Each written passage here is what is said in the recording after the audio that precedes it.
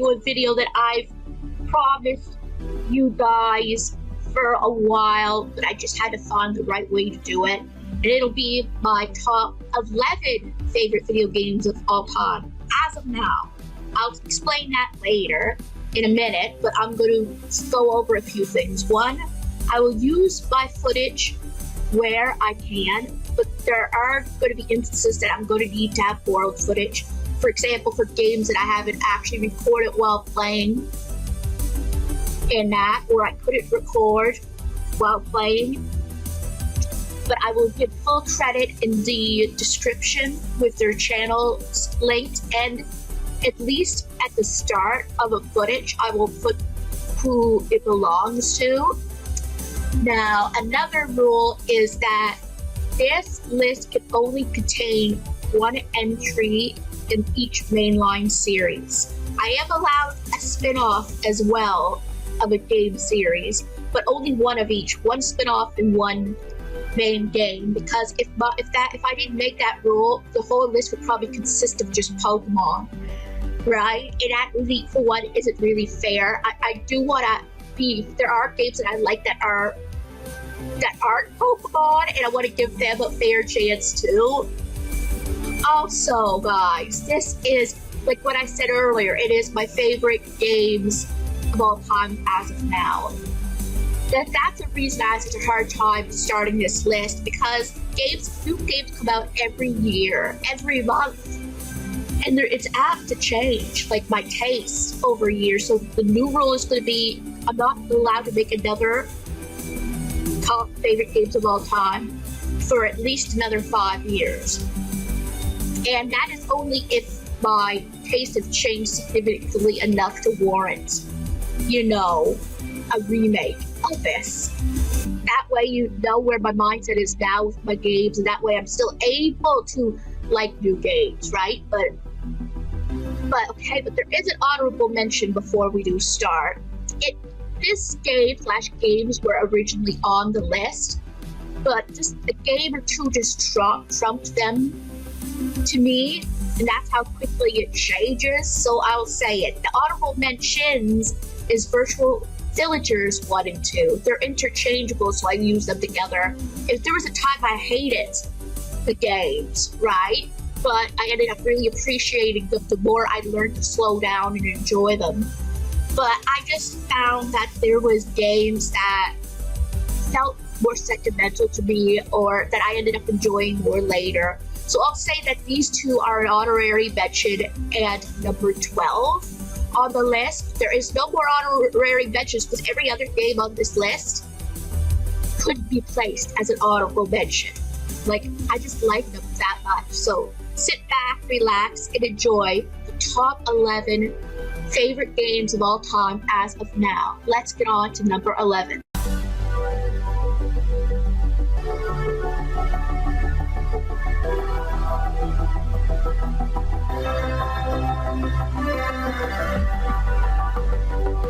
Number 11 is Rugrats Search for Reptar. Now, guys, you're probably thinking, wait a minute, this trumps Virtual Villagers 1 and 2? And this had to be on the list? Guys, this is mostly sentimental. It was one of my first childhood games. And I believe, even over Pokemon, guys. Like, I remember as a child, I had so many memories with this game, and I remember how hard this game used to be. Yeah, I was frustrated with it. Why is this on this list? Well, as I grew older, I appreciated it more. For sure, I love Rugrats. It's one of my favorite kids' cartoons as well, so a Rugrats game, well, that's just, the cream of the crop. And it had so many episode references as well. That was so cool. That was one of the first 2 games I also played on my channel as a Let's Player. I was terrible at it, but I actually got through and beat it all. I believe I even did an episode where I did all the, the bonus levels that I didn't complete in the Let's Play. So not only was this a big part of my childhood, it was one of my first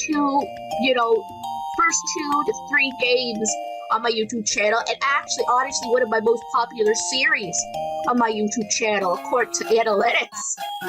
So, everyone enjoyed me doing, this game, and I enjoyed playing this game, and I actually replayed it, a year or two ago, and it still holds up to me, more so because I know how to play it more, and I beat it within, maybe a day or two, right, of just sitting down and playing it. Not many games I can say that this happens.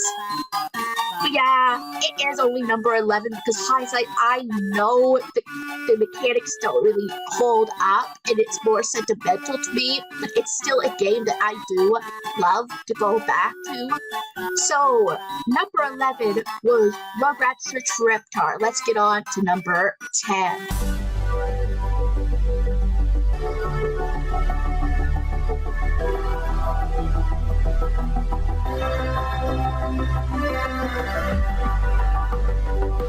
Number 10 is Yu-Gi-Oh! The Sacred Cards. Now, guys, just like I said in my trading card game video, I love Yu-Gi-Oh! I loved the anime. And honestly, out of all the Yu-Gi-Oh! Games, this is really the only Yu-Gi-Oh! Game that I can competently play. You're wondering, why is it on the list? Is that the only reason it's on the list? No, I enjoyed it. The story was good. I loved the Battle City arc in the anime, and I admit it took me a while to get used to both times me playing it, but once I actually learned the mechanics very well, I really enjoyed it. I loved building the decks. There was such a variety of cards, right?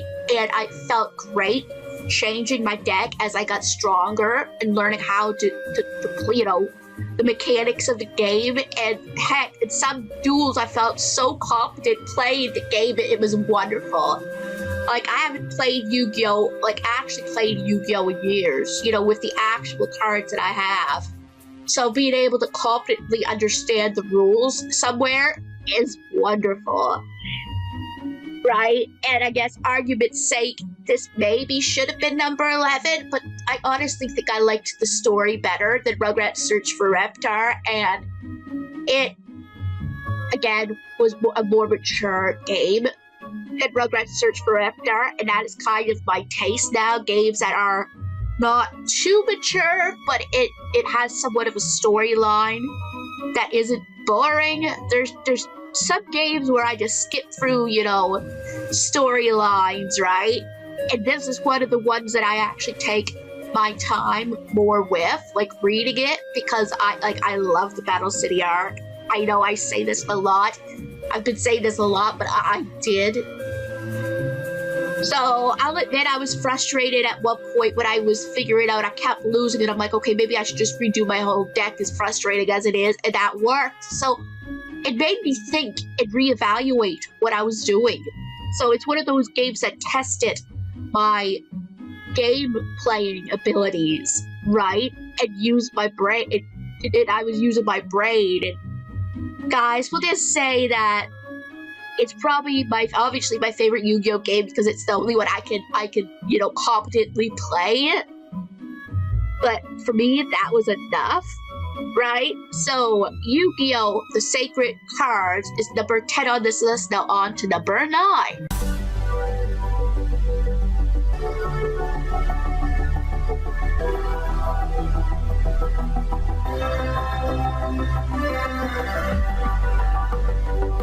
Number 9 is Life is Strange 2. Guys, remember how I said in the last entry that the story has to be, good enough or interesting enough for me to actually, read it and not rush through it? This is a fine example of that. And I've actually did a review on this, last year. And I didn't think right then that this would be one of my favorite games, while I was playing it, but it actually was. I know you could argue, The Walking Dead was probably better, or even Life is Strange 1 is such heartstrings, but no. I actually liked this game better than those two. And I just loved the relationship between Sean and Daniel. And plus, your actions did matter in a way.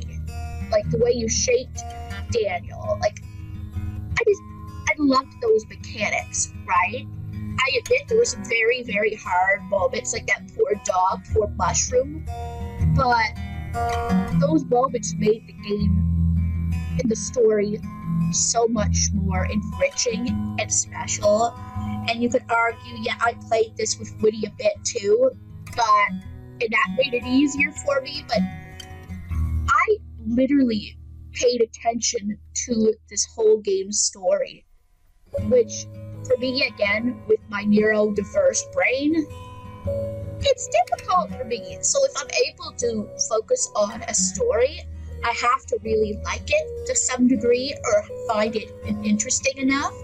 And really, I don't think I really see any real flaws with this game, minus the over racist characters.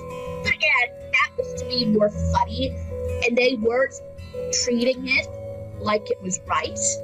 Like, I think they were jabbing at the fact that so many characters can be so racist. Like, I think I actually kind of thought that was hilariously, like, you know, when something is so bad it's good, that. So even the thing that I would point out as bad was actually kind of entertaining to me. And I will also admit that maybe the episode lengths were inconsistent. Some were extremely long and some were extremely short. But again, I enjoyed the whole ride of this game, so it didn't matter. Again, no, it's still lower on the list because, well, there's games that I definitely liked more for other reasons. But this game had to be on the list because it was such an experience for me to play through. And I highly recommend this game for anyone who hasn't played it. Just play it in chunks. That's how you can get around the whole length issue. Just play it in chunks. Plan to play one episode a night, maybe.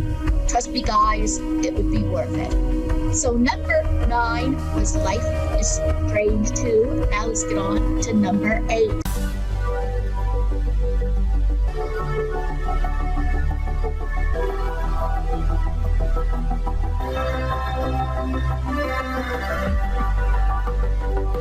Number 8 is Persona 4, or Persona 4 Golden.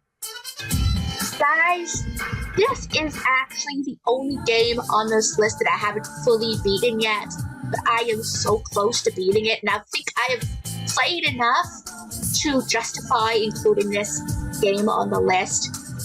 It needs to be, something has to be really special to be on the list if I haven't even beaten it yet. And I knew that I had an idea this game would be a contender at least on this list since at least halfway through the game.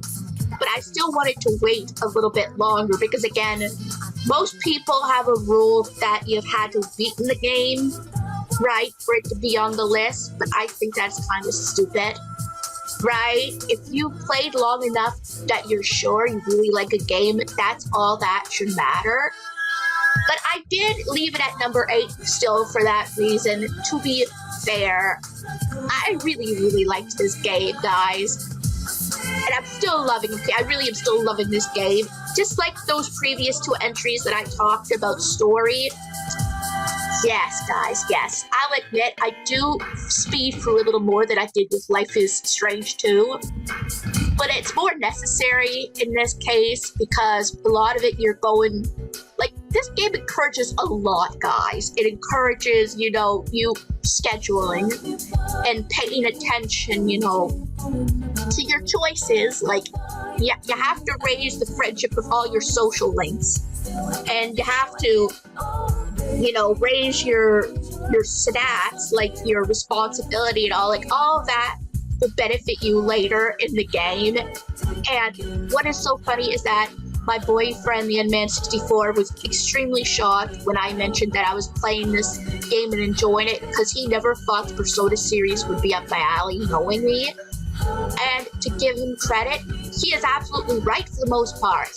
I've checked some of the other Persona games out, through watching them and reading some walkthroughs, and he is absolutely right. So far, out of all the games, this game is the only game that I think I will ever play in the Persona series. I love the characters, the story, and the message in it is gripping to me, to the point where I'm willing to look past some of the other harder mechanics just to play it. Again, a game has to be special. Now, I'll admit I do use mods, but I use mods for a lot of my games, guys. It isn't that the game isn't good, the game is great, but I just want to enjoy it, right? But it does have a difficulty setting, which is another big thing with this game, that it gives even beginners a chance to have, to enjoy the game. Where the other ones, I'm going to have to check, maybe Persona 5 does, but many of the others are meant to be really difficult. For this one, I can enjoy the characters' art, I can enjoy the comeback, the collecting of it, and there's so much in this game. Like, I probably should do a review of it once I'm done playing the game, because there's so much that I do want to say. This is a countdown, it's not a review. We'll just say what I love about it is the characters. Like, really, the characters are the biggest thing for me. I love most of the characters. There's characters I love to hate. Like, it has to be special for me to pay attention to the characters. Doesn't mean I don't like the other mechanics, too. I do. I love going through the dungeons and collecting new personas. And again, if I had beaten it, maybe it would be a little bit higher on the list. Because it does deserve, but it definitely deserved, it definitely didn't deserve to be in the lowest area, but I figured a bit down would be a good compromise to it all. And I cannot wait to maybe someday do a review for you guys and say everything that I want to say about this game. But please, guys, try Persona 4. If anyone is new to the Persona series and want to try one Persona game, try this game. Don't go to the earliest ones. Not one. Definitely not one. Persona 4, guys, I think is the best game for beginners to start with. So anyway, guys, number 8 was Persona 4. Now let's get on to number 7.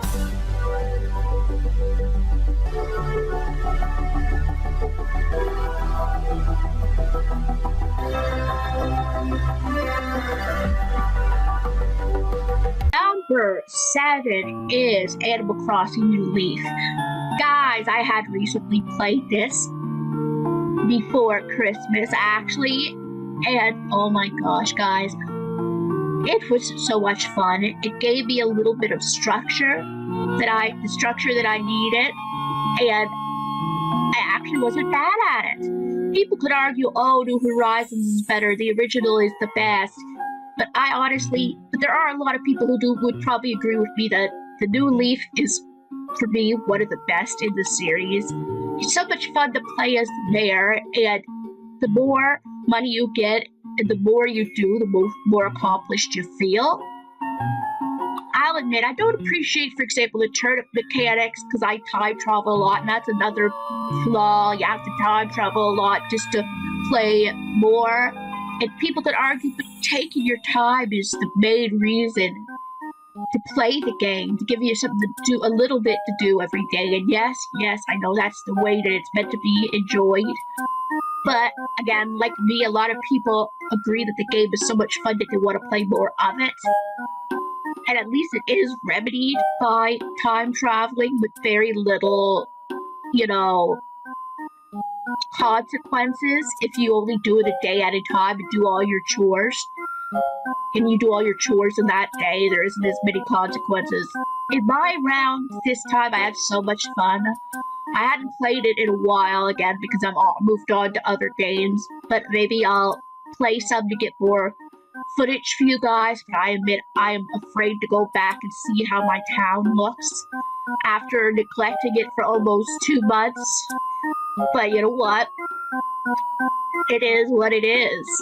Guys, it's a game that for a long time you'll sink your teeth into, talk to the villagers, make progress, try the new things like the holidays and all that there. I know I played as Santa and I sucked at it. I didn't pay one bit attention to what the villagers were saying, which, again, my neurodiverse brain, like, their characters, like, well, they say that I enjoyed my time with Animal Crossing New Leaf. That's why it's this low on the list. But when it comes to characters, I'm sorry, I get so used to skimming past them. Like, you say, why talk to them? Well, it gives you something, to do. So character-wise, for me, at least in this game, it isn't as interesting. But I probably should slow down a little bit for days like Toy Day. But it still is only 7 on the list. Again, for the characters alone, that they're just the same, almost, I believe. And after a while, once you complete the main things, it's hard to get other things to do. But of all the games, I do find that this is the most satisfying Animal Crossing game for me. And I probably would come back to it again in a little bit, for sure. So number 7 was Animal Crossing New Leaf. Now let's get on to number 6.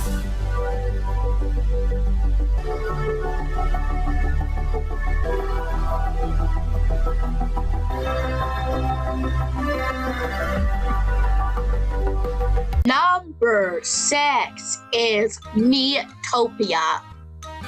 Guys, this game actually was so much fun for me to play.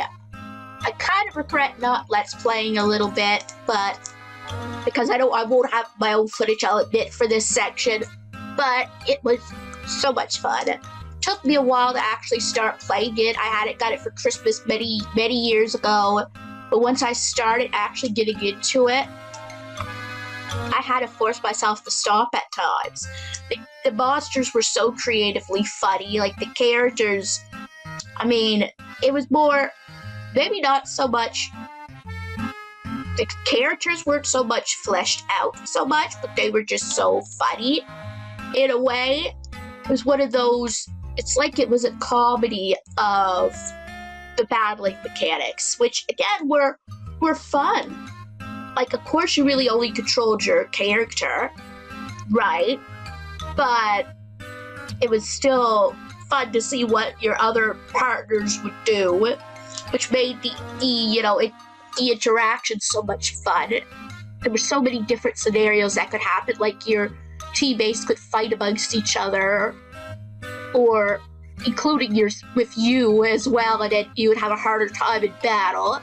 So the randomness was so fun. And now, people would argue if this is a successor to Tamagotchi Life, but no, it was different. You had a little more input than in Tamagotchi Life, which, again, is a good game, guys, too. And maybe I'll just give it a quick shout out, but it just wasn't enough to really settle itself on the list for me. Again, like the Virtual Villagers one. But I would definitely, maybe I really should play this game again at some point, because it was maybe a year or two since I had played it, but it still sticks in my mind. In the time I beat it, I was just so pleased with myself. Like, it was just so much fun. You could argue this is a little too low down on the list for what I had to say about it, and I partially agree with you, but I just think that this spot, number 6, was just the right spot for it. It was campy, it was fun. You had to still use your brain at some points, which I think was just all perfect. So number 6 was Miitopia. Now let's get on to number 5.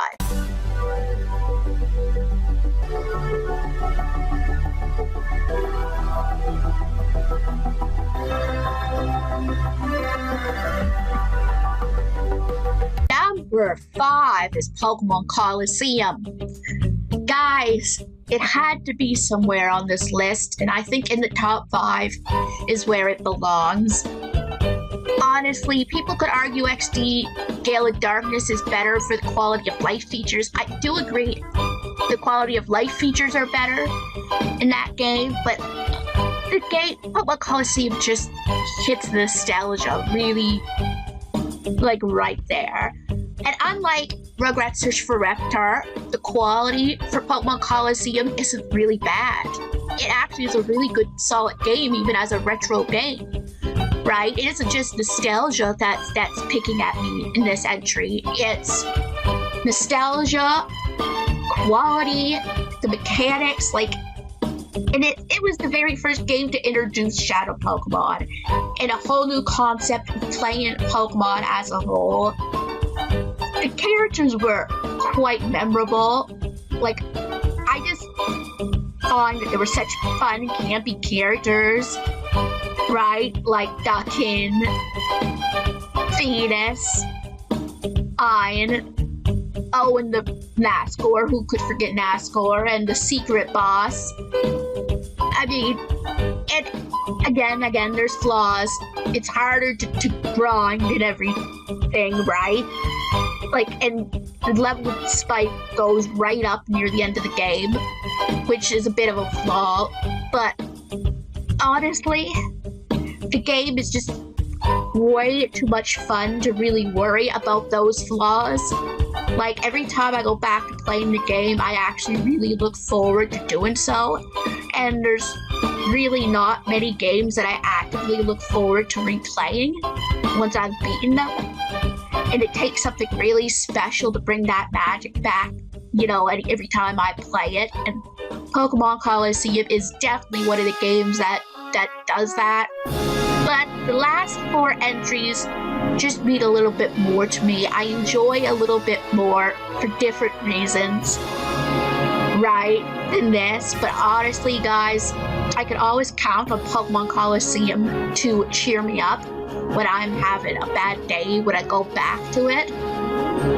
So, number 5 was Pokemon Coliseum. Now, let's get on to number 4.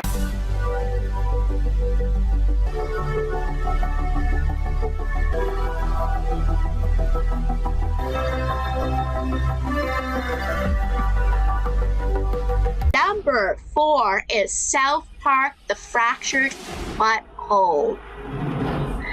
Guys, I did have a choice between that and The Stick of Truth, and I'm sorry, but I like The Fractured Butthole more.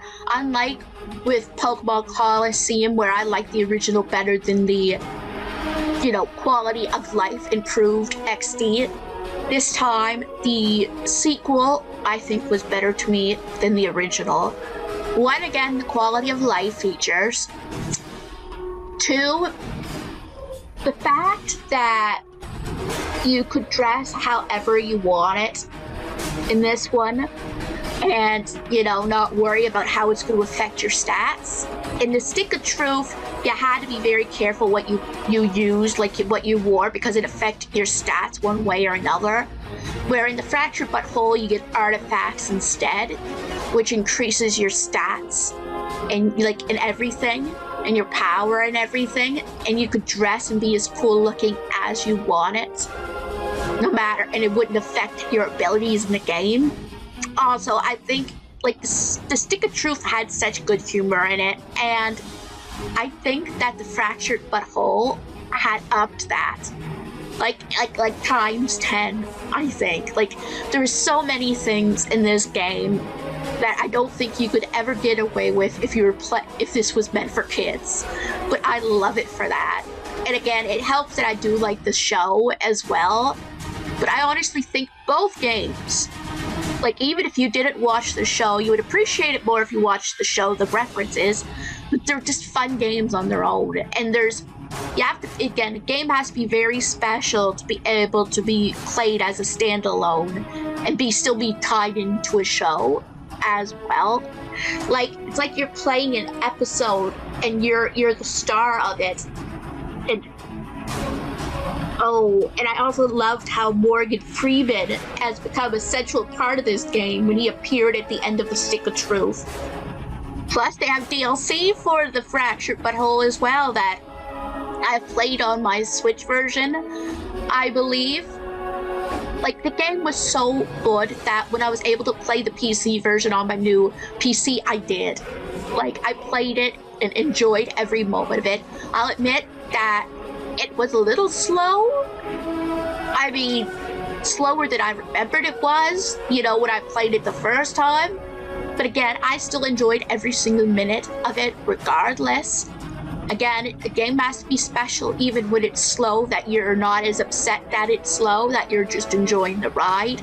Like, I love the idea of the superhero theme. I'll admit, maybe I kind of liked the wizards and the elves theme a little better in the Stick of Truth, but that still wasn't enough to bring that up over the Fractured Butthole with everything else, right? I was willing to play the superhero theme for a game that good.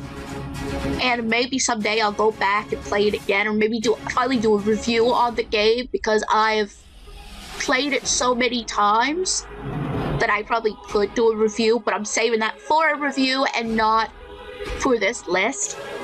So number 4 was South Park: The Fractured Butthole. Let's get on to number 3.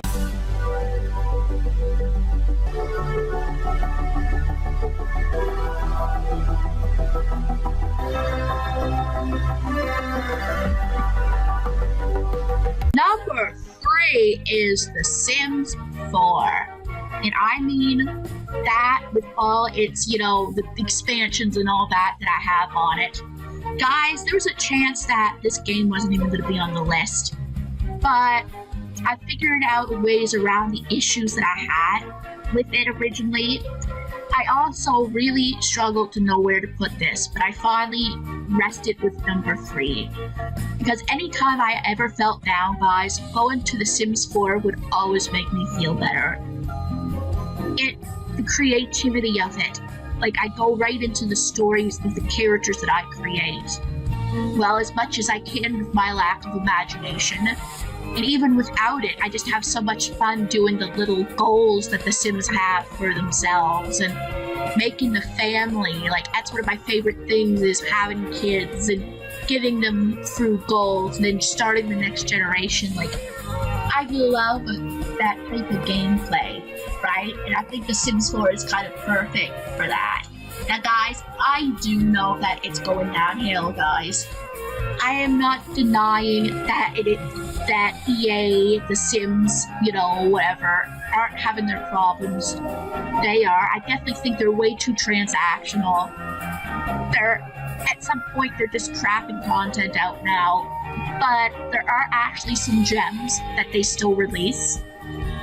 And those gems, when I have the money and when I feel it's worth investing, I do.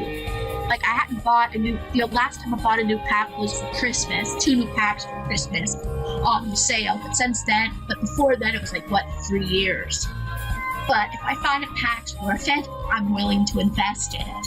The game alone is worth to invest in to a certain degree, I think. And yes, it's a game that I don't think I would ever truly complete, right? But that's the thing, it's a sandbox game. It's supposed to be like that. You're supposed to have your own ending, in a sense of the word. And I appreciate games like that can just let you go into your own little world, not have to worry about following a story. Again, stories are great. I've mentioned that in the list down below, that good stories that grip me, I'll pay attention to. But I do like now and then not having to focus on the story or anything in particular. And when that's the case, I go right to The Sims 4, and it always makes me feel better on tough days. So, guys, I am not recommending to fully invest in The Sims 4. Guys, with everything going on now, I'll leave that completely up to you. But for me, I find that when a pack is worth my time, I am 100% going to get it when I'm able to afford it, and when it's on sale, for sure. So anyway, guys, number 3 was The Sims 4. Now let's get on to number 2.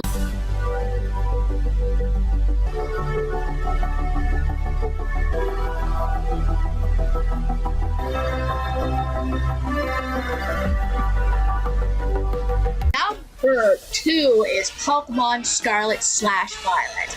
Now, I know I said only one entry in the main series, but these are the same games, so I'm just putting them both as interchangeable. Guys, some of you might find this controversial, but I really do love this games.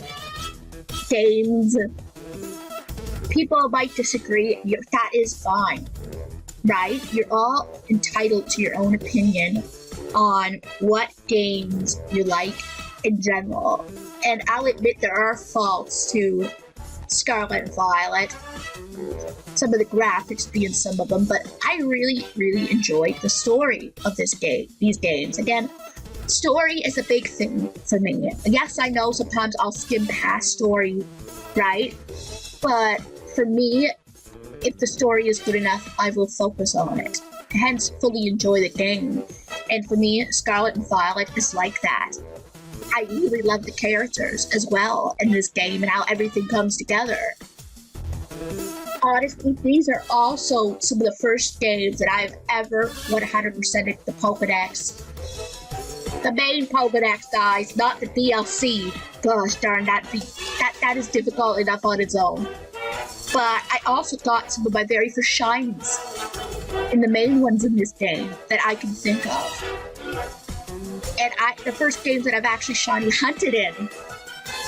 So it means a lot that way to me, emotionally a lot as well.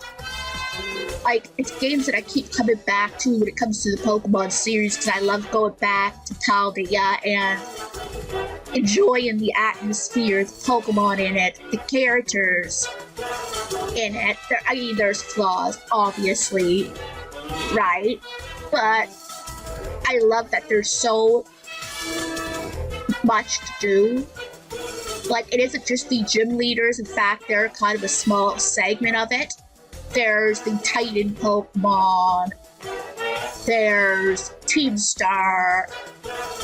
And it's funny. People could argue, like, certain aspects. Like, oh, Team Star being the villain, that's stupid and whatever. But really, guys, for those spoils for this game, for those who don't know, the reason they are is very humble, right? They're misunderstood, and people might call that stupid, but the story in it is so good that I can ignore the fact that they're not actual villains, right? Because the story is enough to grip you. I think they're one of the quote-unquote non-villains that have the biggest character development, right? Honestly, I like some of their story better than I like some of any of the other villain stories, because they're fleshed out in a way. Team Star as a whole. So I can ignore the fact that they're not actually villains, right? Like, not very many Pokemon main series games are known for story and character development like that, and I just find that I appreciate that Scarlet and Violet are, and that because of the whole shiny hunting thing and me completing the Pokédex, it means so much to me these 2 days, and it always will. So, Pokemon Scarlet/Violet is number 2 on this list now. What is the number 1 favorite game of all time as of now?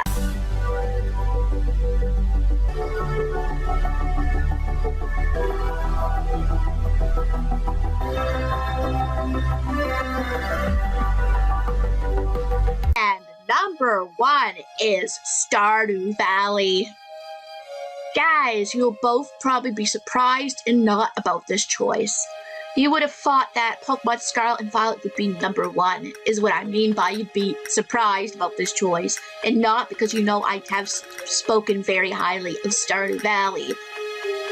Honestly, guys, this choice is for a lot of reasons. The biggest thing is that it was a game Winnie and I shared together. Out of all the games Winnie and I played, I think this together is the most personal for us.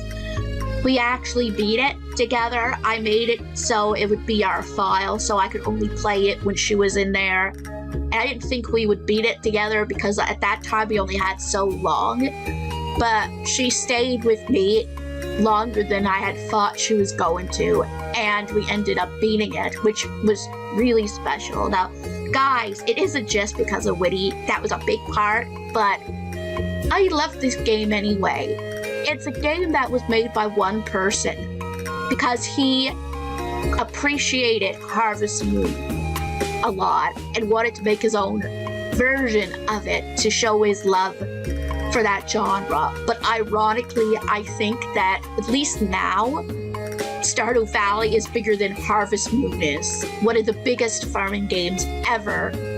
right? And it was made as a tribute in a way to Harvest Moon. So I kind of find it so funny that the game that was not mimicking, obviously, it definitely had its own, flair.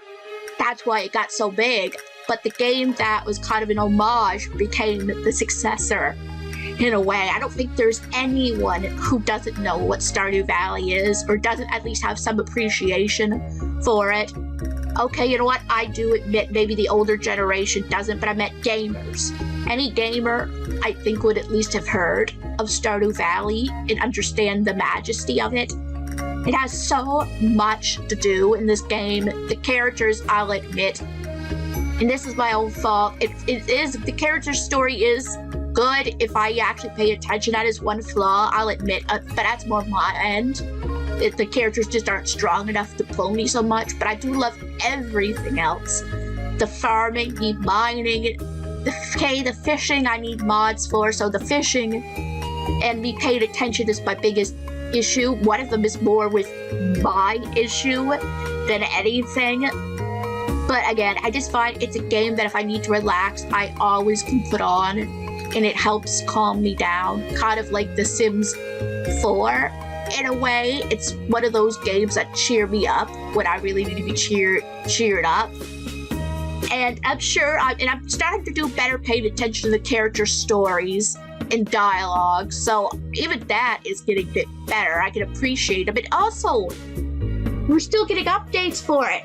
The next one I hear is supposed to be huge. Possible new marriage candidates, an uphaul or something with the children, which has always been a big thing. I'll admit that the children were never really good in Stardew Valley, so ConcernedApe is still listening to people and working on this game. So honestly, guys, I think in most lists, Stardew Valley would be very high, if not number one. And I completely agree with that sentiment, because a few years ago, maybe I wouldn't have. Pokemon was always my love. But the fact that Stardew Valley trumped a Pokemon game as my favorite game of all time means something that is very, very, very special. So yeah, please guys, if you haven't played it, try Stardew Valley. It would be so worth your time. So well, guys, Stardew Valley was number 1 on the list. Well, guys, yeah, that was my top 11 favorite video games of all time as of now. Now, like I said in the intro, I know these are bound to change. That's why I'm willing to do another list in about 5 years, if that is the case.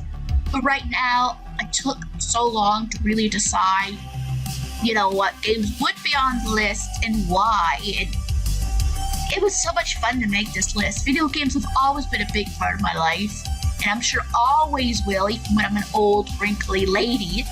Maybe I might be more of an educational game when I'm older, but I'll always have some place in my heart for video games. Even, again, that when I'm old. I'm already getting sort of old now, being 34, so in 5 years, I'll be nearly 40. So, I'll be about 40, close to 40. So, it's hard to believe I've been playing games since I was, at least 5 or 6 years old. So, yeah, I'm glad you guys were patient enough for this list, and I hope you enjoyed hearing this list, because I can maybe learn some about me and what I get from video games. What are your guys' favorite video games of all time? Do you like video games? If not, tell me about your favorite book or movie down below. I'm willing to listen either way. So anyway, guys, if you enjoyed this video, give it a big thumbs up. And if you're new to this channel and like what you see, please subscribe. It helps this channel a lot. And don't forget to hit the bell notification so you know when new videos are coming out. And I'll see you guys in the next video.